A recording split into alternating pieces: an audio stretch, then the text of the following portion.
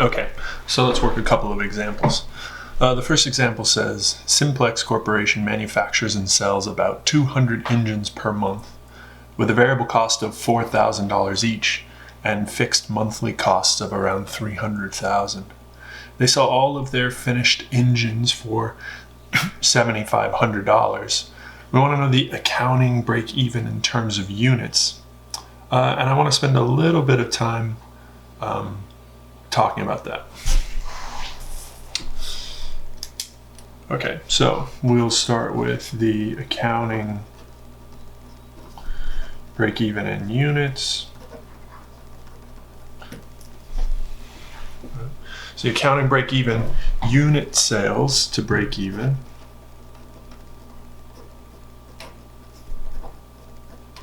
In accounting terms is my fixed cost plus my depreciation expense divided by the contribution margin per unit.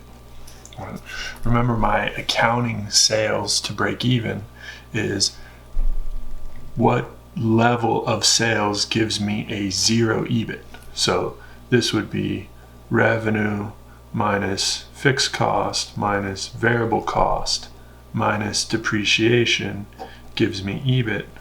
Accounting break even says what level of revenue covers all three of these expenses exactly so that my EBIT is equal to 0. That's what this ratio is going to tell me here. So first I need to calculate my contribution margin per unit.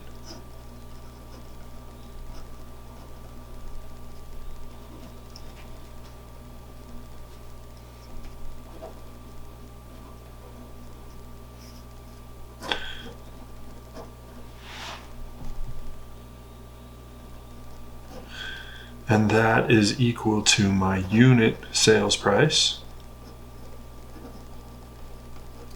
minus my variable cost, which again is always per unit. By definition, that's what variable cost is. It is the production or the input cost for each unit of sale. And so I'm given both of these in the problem. My CM per unit is equal to my unit sales price, and I sell my finished engines for $7,500. And minus my variable costs, $4,000 each, for a contribution margin per unit of $3,500.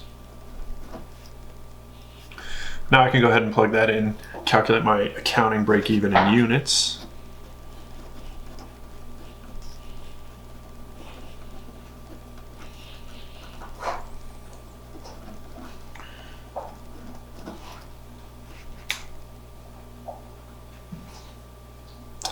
So I have fixed monthly costs of $300,000.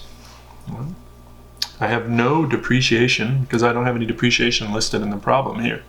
It might be different if I had some fixed costs associated with building these engines, but we're not given any of that information. So I have no depreciation. I divide by my contribution margin per unit, which is $3,500, and I get 85.71 engines. Now, remember that this is a unit sales to break even. So this is asking me how many engines do I need to sell?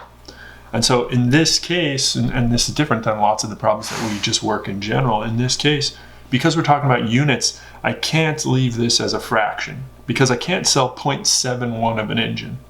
So when we're talking about unit sales to break even, either on the financial basis or the accounting basis, I always need to round. And I've always got to round up because I don't break even selling 85 engines.